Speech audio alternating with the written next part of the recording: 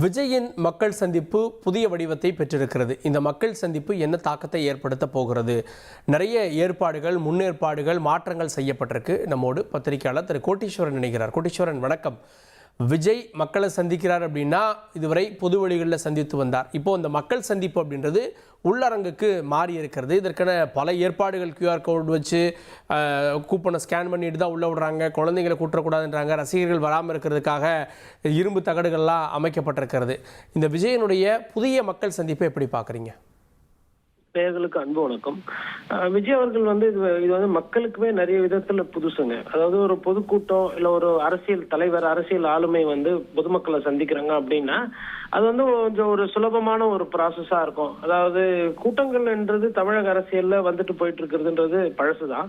ஆனா விஜய் அவர்களுக்கும் கூட்டம் அதிகமா வந்த காரணத்தினாலும் கரூர் சம்பவத்துக்கு பின்னாடி பாத்தீங்கன்னா அதுக்கு முன்னாடியில இருந்தே அவங்க அந்த ரெஸ்ட்ரிக்ஷன்ஸ், லிமிடேஷன்ஸ் எல்லாம் ஜாஸ்தி. உதாரணத்துக்கு ரேம்ப் போட்டு அந்த ரேம்ப் மேல நடந்து போகிற அந்த செயல்கள், கிரீஸ் போட்டு வைத்து தொண்டர்கள் இந்த பக்கம் வராம இருக்கிறது, கட்டுப்பாடு பண்றது, ரசிகர்களை கட்டுப்படுத்துவது, அந்த மாதிரி ரெஸ்ட்ரிக்ஷன்ஸ் ஜாஸ்தியா இருக்கு. இது ஒரு புது வடிவமா இருக்கு. அதாவது இண்டோர் மீட்டிங்ஸ், அதாவது கட்சிக்காரர்கள் இண்டோர் மீட்டிங்ஸ் போடுவாங்க. உதாரணத்துக்கு இப்ப திமுகவோ அதிமுகவோ செயற்குழு, மாவட்ட செயலர்கள் கூட்டம் அப்படின்னும் போது ஒரு உள்ளரங்கை எடுத்து உள்ளே சந்திக்கிறது என்பது இயல்பா இருக்கக்கூடியது. அது நிறைய செய்திருக்காங்க. உதாரணத்துக்கு அங்க உள்ள பேசப்படுற விஷயங்கள் வெளியில போக கூடாதுன்றதுல கவனமா இருப்பாங்க. செல்போன்லாம் வாங்கி கொண்டு அனுமதிக்கிறது. பட் மக்கள் சந்திப்பு அப்படின்றதே கிட்டத்தட்ட அந்த ஒரு வடிவம் பெற்றிருக்கு.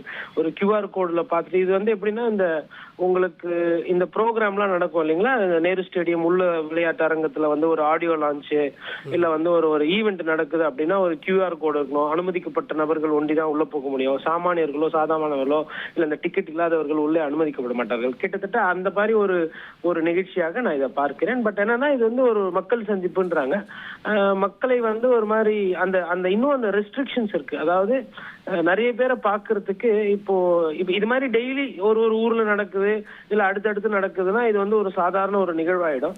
அது அவங்க மக்களை சந்திப்பதேன்றது ஒரு ரேரான ஈவெண்ட், அதாவது அதிசயமான ஈவெண்ட். அடிக்கடி அது நடக்காதுன்ற அந்த ஒரு போக்கு இருக்கு. பட் இப்பொழுது கரூர் சம்பவத்துக்கு பிறகு ஒரு பிரேக் எடுத்துட்டு இப்ப திருப்பி மக்கள் சந்திப்பு ஆரம்பிச்சிருக்காங்க. அதை வரவேற்கணும்.